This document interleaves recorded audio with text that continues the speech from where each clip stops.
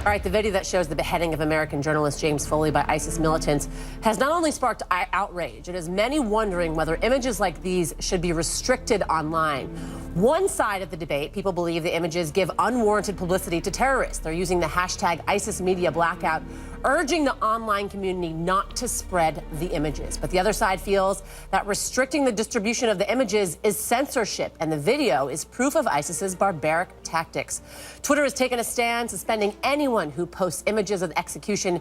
Vimeo is also taking steps to remove the video from their site and terminate accounts that uploaded it. But the New York Post is being criticized for their graphic cover photo showing Foley being attacked. People are calling the decision to publish the photo disrespectful and disgraceful. We want you to join in on the conversation, of course. Should these types of over-the-top violent images and videos be restricted online? Give us a call, and we may take them live on the air this afternoon. Call us at 1-877-TEL-HLN. You can also tweet us or send us a comment on Facebook. Joining me now is psychologist Dr. Erik Fisher. Dr. Fisher, thank you so much for joining us. Now, before we take our first call, I want to quickly ask you, why is it that people feel the need to see these images? Well, I think there's a general curiosity that people have, is the same as people who drive past car accidents and feel like some have to go out and look at them, or, you know, we have to understand that we want to understand and we want to know things, but also emotionally, there's in some ways it feeds some people to be able to see those things. And I think there's an idea of if we're excluded from knowing something or seeing something, then somehow we're missing out on something. All right, I want to take our first caller. I guess it's Steve in Hawaii. Steve, you there? Yes. Hi, Steve. Thanks so much for joining in. So what is it? What do you think? Should we be showing these images, these graphic images? I think we should be showing them. I think that they should be on forums, or they should be made accessible only to adults that have been screened for their age, and but the content online should be made available. I think the images being broadcast in a very public, very hyper accessible, forum like television, things like that.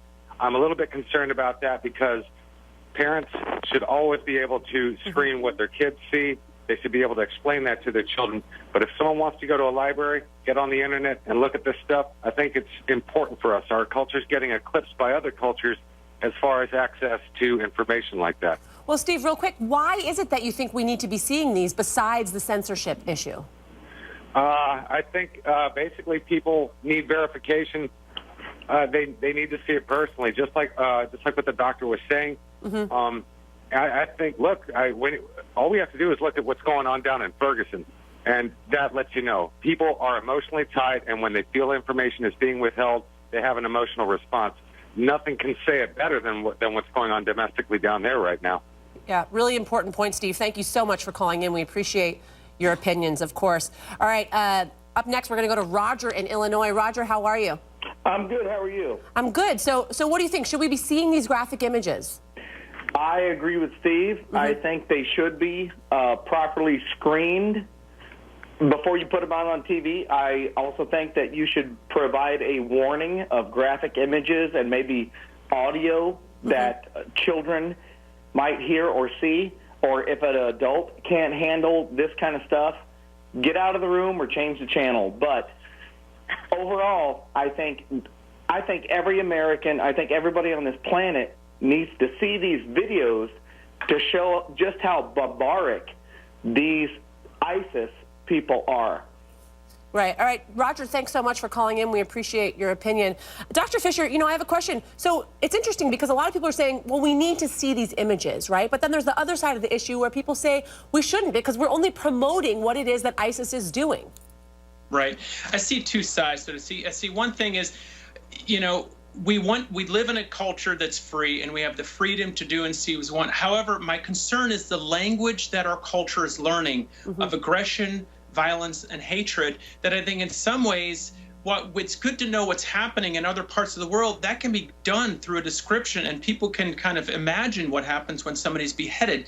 As we see these, I think it's possible to become more desensitized to these barbaric acts that we see as barbaric, but the more we see it, it all unconsciously, I think it sends it, we absorb the message that, oh, well, these things happen. And this should never be something that's okay, never be something that we accept.